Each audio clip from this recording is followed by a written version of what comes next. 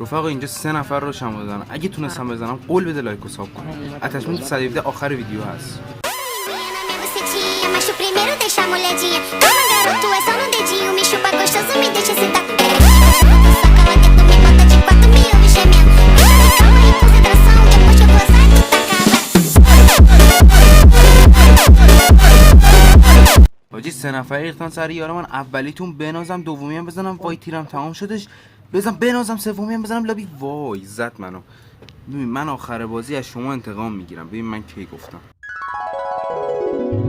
نفر اولتون بنازم. حاجی یارام جفتشون مردن. الان 2-2 موندیم. یارم مرد. دوباره مرد یارم. الان در از 1-2 موندم. کار خاصی نداره، راحت میتونم جمعش کنم.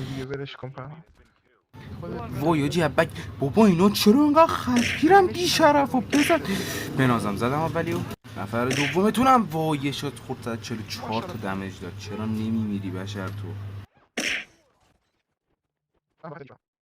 حاجی فکر کنم سمت راست رفتش اگه درست یادم بود. بابا ابک نزن خب بی شرف چه انقدر خط فونش میشدم. فونش بنازم بارجستی ملخی 2 بار جستی سومین بار مادر تو یادم نرفته. اتچمنت 117 رو بهتون بدم.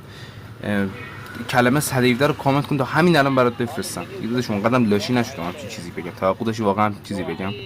بیا اینم 117.